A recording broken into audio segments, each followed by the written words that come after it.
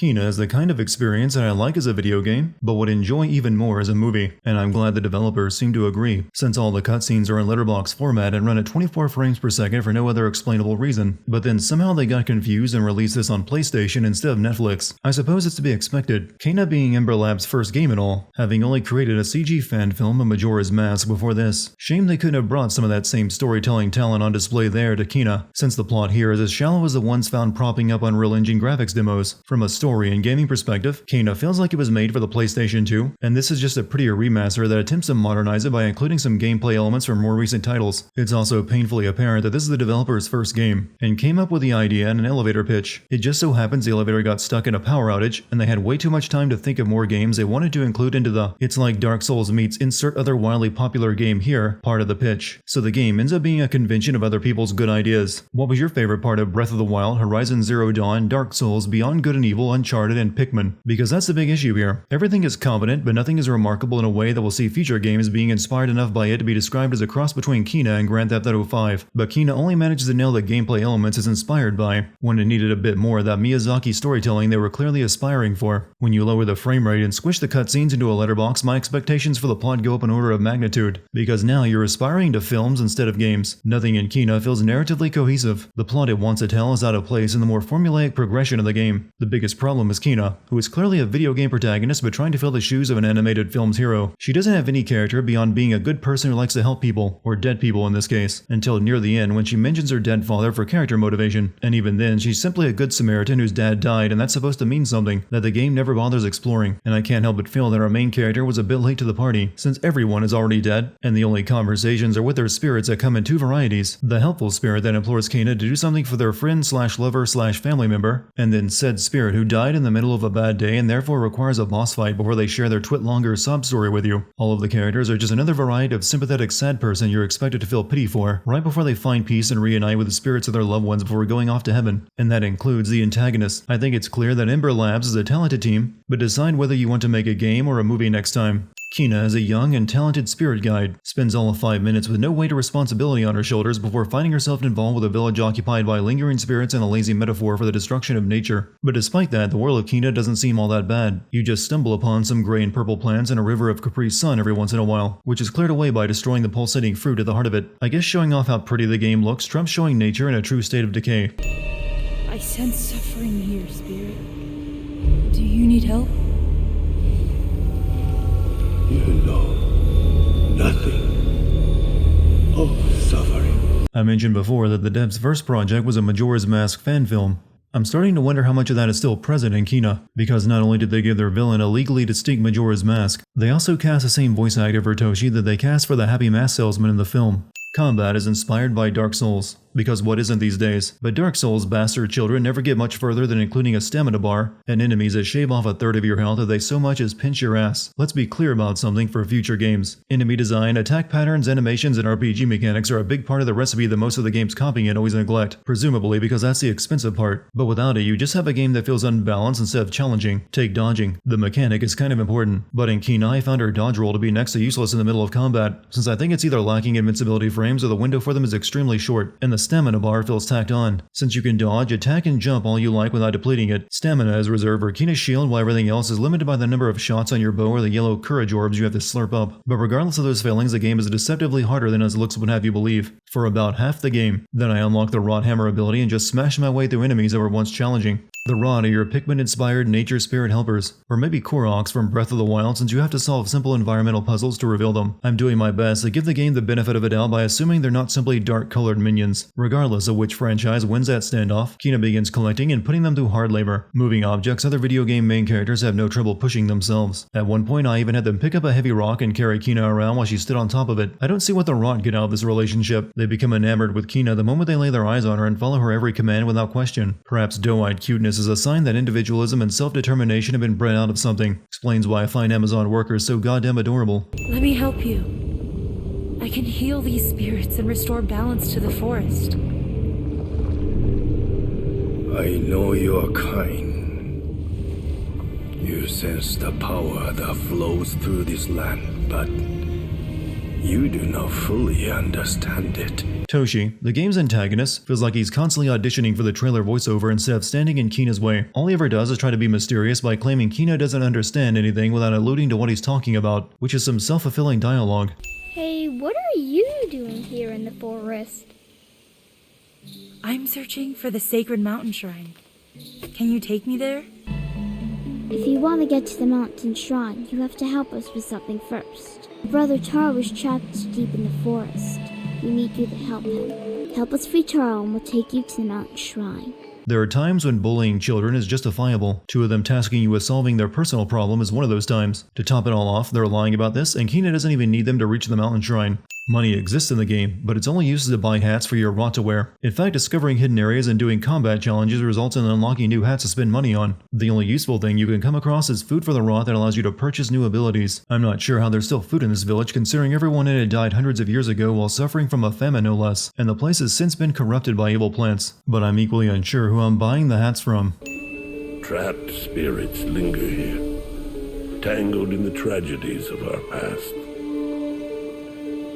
You must help these spirits if you wish to reach the mountain shrine. Two spirits in particular must have their issues resolved before Kina can unlock the barrier protecting the mountain shrine. Zaju knows exactly what caused the village to end up like this, and could get her past the barrier right now, but insists Kina lay the spirits to rest instead of going right to the source of the problem because he smells the scent of protagonist. It's going to be difficult pretending I'm the hero when I start out feeling like someone's mark. Take Taro's mask. It is bound to his spirit, and will help you fulfill your promise to the children. I expect a better explanation for whole areas being locked off by barriers these days. Do restless spirits who grieve over their failures really have nothing better to do than block a forest path? Especially Taro, who is desperately looking for his siblings. And then there's buildings in town that are also blocked off by barriers, and those are destroyed by delivering their freaking mail. What happened? What did you see when you put on Taro's mask? Taro is here, but he's forgotten who he is.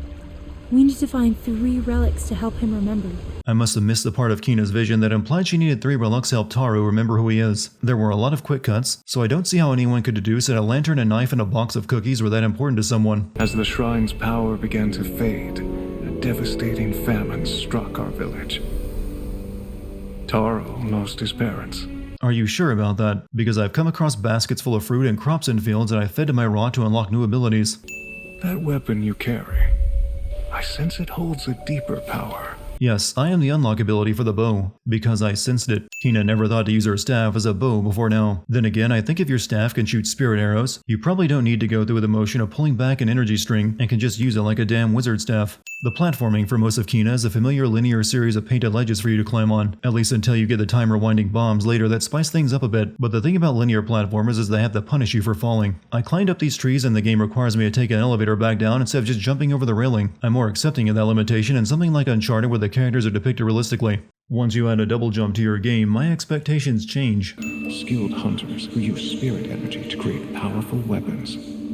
I'm sure the Guardian Tree won't mind if we use them to help Taro. Maybe use one of those special hunting spears to break through the barrier in front of the mountain shrine instead of going through all this trouble to ease spirits. The sickness that took our parents was spreading through the village. I thought it was a famine that killed your parents and was destroying the village. The village from a few hundred years ago before everyone in it died looks remarkably similar to the run-down village Kina explores in the present. After the calamity at the mountain shrine separated Taro's spirit from his body, he tried to find his siblings who he left sleeping in the forest, but they were nowhere to be found. There's no explanation given for why. The two had no reason to leave the camp even after their own spirits were blasted away, and since they were looking for Taro in the same area, it becomes difficult to fathom how they never ran into each other.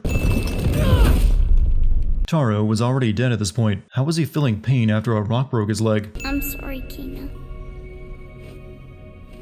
We can't take you to the mountain shrine. There is still work to be done if you wish to reach the mountain shrine. A skilled woodsmith once lived in our village and built structures beyond anyone's imagination. The game had to lie to you to make helping Taro seem relevant to Kina's goal of reaching the mountain shrine. With the next spirit, it doesn't even bother coming up with a reason. Kina just has to do it even though helping the woodcutter has no connection to opening a path to the mountain shrine. We've only just met, but I can tell you have a strong connection to the spirit realm. It seems like everyone is an excellent judge of character, helps keep the writing low effort of every NPC just correctly assumes things within a few minutes of meeting Kina. Anyways, hurry up with my new move. Kina sure does have a lot of powers that she apparently had no idea about that everyone who isn't a spirit guide needs a teacher. Kina didn't stop with just lifting archery from Breath of the Wild. It also lifted the glowing energy bombs from it, which also happened to serve as a time-stopping ability from Breath of the Wild. I kind of dislike myself for sinning this, because the bombs that rebuild things actually improve the platforming in the game substantially, but I can't let wearing the influence that visibly go without a mention. We need to find 3 relics to help Adira. There's something buried beneath the poison over there.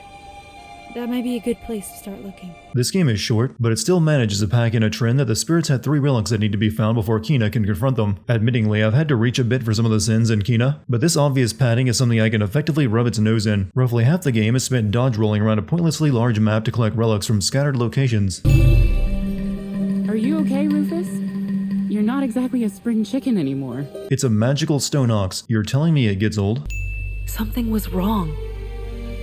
Crops failed and poison covered the land. Adira's girlfriend Hana left in the boat to search for food and supplies. It wasn't a bad idea, reasonable even. So understandable that I don't understand why other villagers didn't go with her in more boats to go look. How was Hana planning to bring back enough food to feed everyone by herself on such a tiny boat? And were there no other human populations anywhere nearby they could have traded with? Kina came here from somewhere, so there has to be other options in blindly searching for food and supplies. I knew our home was lost, but I couldn't leave Hana behind. I had to help her find her way back. During the final step in building her lighthouse for Hana, the calamity from the mountain shrine struck and tore Adira's spirit from her body. And despite being dead, she managed to grab the village heart and stop it in midair with the same power as Kina's bombs, and then hung suspended like this from the lighthouse. But the very next scene shows her installing the heart at the top of the tower, meaning she somehow got out of this impossible situation on her own without dropping the heart and pulled it up to the top herself. Adira didn't seem to care at all about what just happened to herself and everyone in the village after the calamity, and finished her work on the tower on the off chance her girlfriend was still alive. I've lost someone too, and the thought of forgetting them scares me. The devs are aware that their main character needed a backstory, but outside this mention and a brief scene coming up, it's never important again. It all smacks of details left unaddressed in case they sell enough copies to greenlight a sequel. The leader of your village. I've seen this spirit on my journey. He's at the heart of the corruption that blocks the path to the mountain shrine. He will not move on quietly. Toshi was the one behind the calamity, and even though Zaju knew everything because he was there to see it personally, he never revealed what caused the calamity at the mountain shrine to Kina. All he ever had to do was give her Toshi's death mask to get through the barrier. Helping Taro and Adira had no hand in getting past the mountain gate shrine barrier, and he's still holding out information even now and waits until Kina nearly gets herself killed before spilling everything. All it takes is one short flight of steps to go from tropical forest to frigid mountain. But what is it that you truly seek? What are you hiding? Hopefully something, because that girl needs some development. Kina is the daughter of a spirit guide who died when she was young. She wants to follow in his footsteps, but feels inadequate. That isn't the kind of backstory I would go all out and animate the villain knocking the hero through a portal to see a vision of her younger self. That's a 1 or 2 line mention at best. Toshi wields an untamed power, but that is not why you failed. Corrupt spirits feed on the conflicts within ourselves.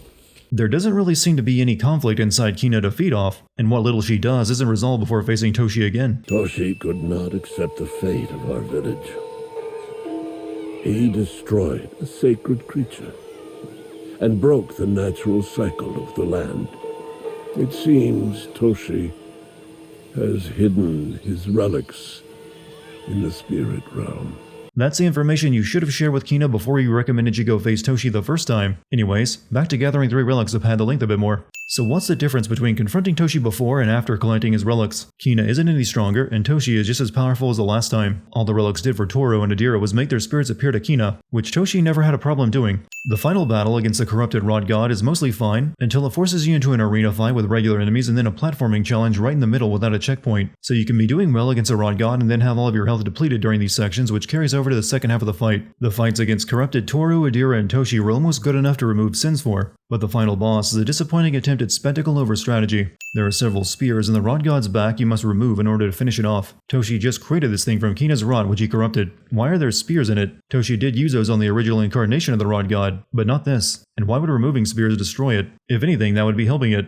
After losing to Kina, Toshi gives up his Sigma male energy and decides it's time to play his backstory video, so you can sympathize with him before he crosses over to the other side and faces no consequence for his actions, which include killing a god of nature and subsequently everyone in his village. What did we do? Answer me. How many people must die?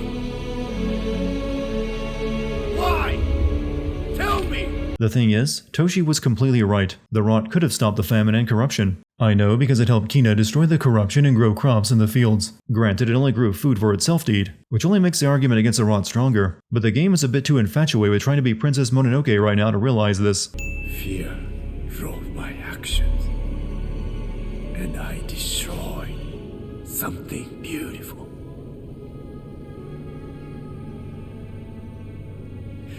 If I had just listened to Zajiro, how many could have been saved? I feel you could have had this realization without an ass kicking. I mean, every person you sought to protect in the village died because of your actions, and the village has been abandoned for centuries. How do you cling to a delusion this strong when there's no one around to hear it? If the village being part of a natural order of things dying and changing is the lesson here, the ending of the game ignores that completely, since the rod god died and gets to return to its old form and continues sitting on a mountain. Now that I think of it, since the rod is a god, was it sacrilege for me to dress him in cowboy hats and bunny ears?